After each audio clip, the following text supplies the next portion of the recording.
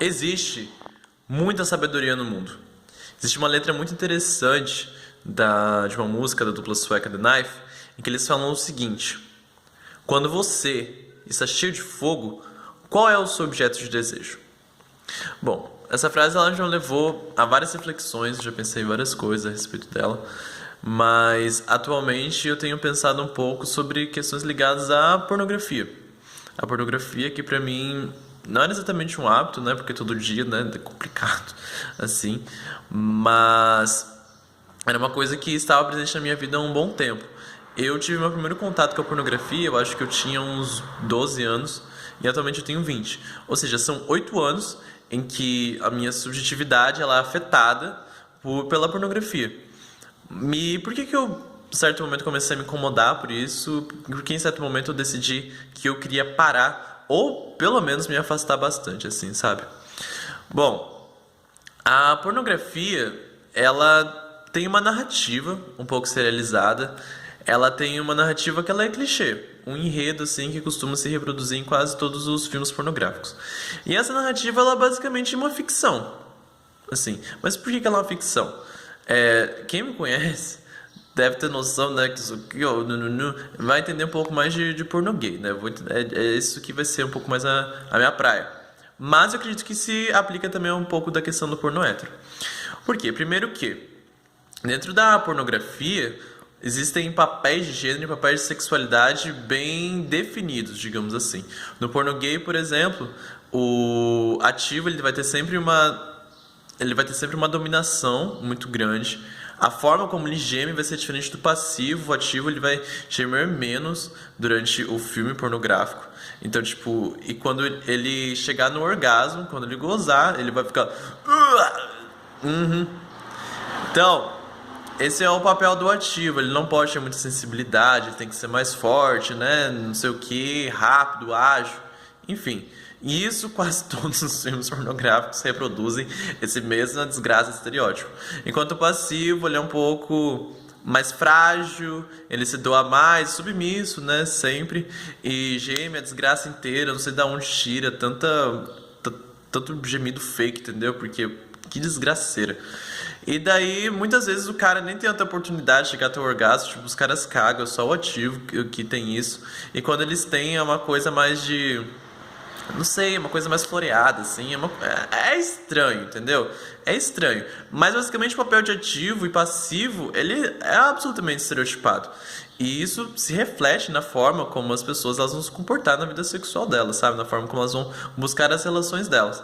E a mesma coisa se aplica também aos héteros, sabe? Primeiro que algumas correlações que a gente pode ver são os corpos, sabe? Tipo, dos atores pornô, em que a maioria deles são super malhados. Tem uns pintos gigantescos, muitas vezes estranhos. Estranhos. Tem alguns adereços, assim, sabe? Tipo, eu não sei, coisa de ator pornô. Não condiz muito com a realidade. Não são as pessoas que a gente vai chegar nos lugares, que a gente vai abrir o Tinder e que a gente vai encontrar elas para poder se relacionar. Eles não vão ter aquela personalidade de macho transante que geme a desgraça inteira, tá entendendo?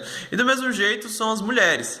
As mulheres, acredito eu, que elas não têm uma vagina, elas não andam por aí com a vagina dela prontas para um pinto gigantesco penetrar elas e fazer o que quiser. Porque basicamente o filme pornô é isso, as mulheres são super submissas, elas transam, sei lá, de salto alto ou de qualquer outra bosta que seja um fetiche masculino, e é isso que acontece, entendeu? Então os caras assistem um pornozinho muitas vezes, porque é assim, né, que a nossa adolescência vai sendo educada sexualmente. Eu, pelo menos, por boa parte da minha vida, antes de eu ter a oportunidade de ter acesso a outros materiais que refletiam sobre a sexualidade de uma forma mais construída, de uma forma mais ampla, a pornografia ela acabou exercendo grande papel, sabe, no que eu aprendi sobre sexo.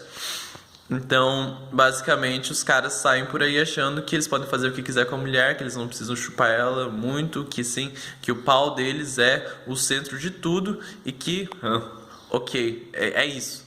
Mas, gente, não, não, não, não.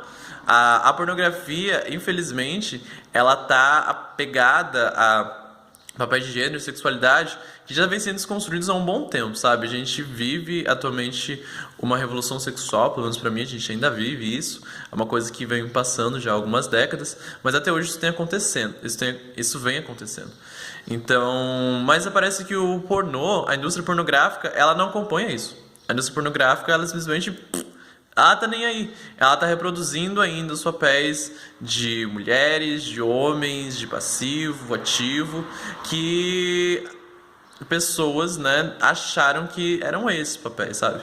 Só que não necessariamente as relações sexuais vão ser da forma como tem que colocar no pornô. E é sempre a mesma coisa. No pornô gay, o que é? Os caras, eles se encontram, eles começam a se beijar, e daí eles fazem um sexo oral.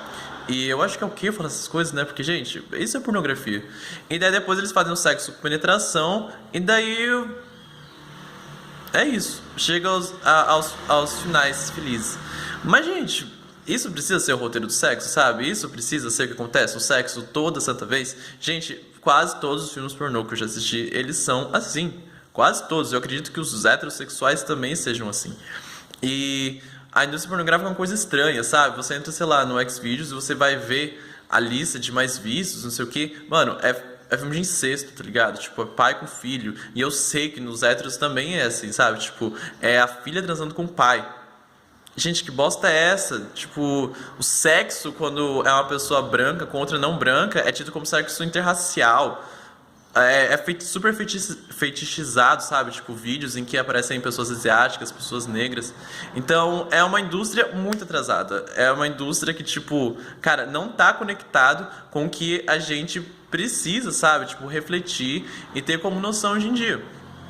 E assim, infelizmente, existem muitas forças conservadoras que lutam para que não haja uma educação sexual, sabe? Para que as pessoas elas não tenham consciência, porque elas não conhecem o seu próprio corpo, que elas não conheçam o outro, sabe? Grandes possibilidades que a gente tem e que a gente continue preso dentro dessas caixinhas de como se comportar sexualmente. Mas é necessário, sabe? Tipo, eu não tive uma família que pudesse conversar isso comigo, porque eles também não tiveram oportunidade de ter alguém que conversasse com eles, então é lógico que eles iam acabar reproduzindo a mesma coisa. Então, assim, a gente precisa disso. A gente precisa conversar sobre isso. A gente precisa ter noção que os meninos não podem sair por aí simplesmente estuprar a mina que não quer transar com eles, porque no filme pornô eles viram que os caras fazem o que eles querem e o que eles não querem deixam de fazer. Então, tipo, vamos conversar sobre isso, vamos ter noção sobre isso. E vamos talvez ter uma noção mais crítica sobre a pornografia, sabe? Não é simplesmente só um videozinho que você vai lá e você acessa. Aquilo tá influenciando sua subjetividade, aquilo tá influenciando a forma como você vê o mundo, como você se relaciona com as outras pessoas. Então a gente precisa ter um pouco mais de reflexão crítica a respeito disso. Porque, infelizmente, o pornô ainda está reproduzindo coisas que já deviam ter sido deixadas muito tempo para trás. E eu acho que é isso. Eu acho que é basicamente isso. A gente precisa encontrar novas formas de se excitar, a gente precisa encontrar novas formas de encontrar prazer consigo mesmo e com os outros, sabe? Vamos conversar sobre isso. Enfim, eu acho que é isso. Eu acho que eu consegui passar o que eu queria. E é isso. Tchau, gente.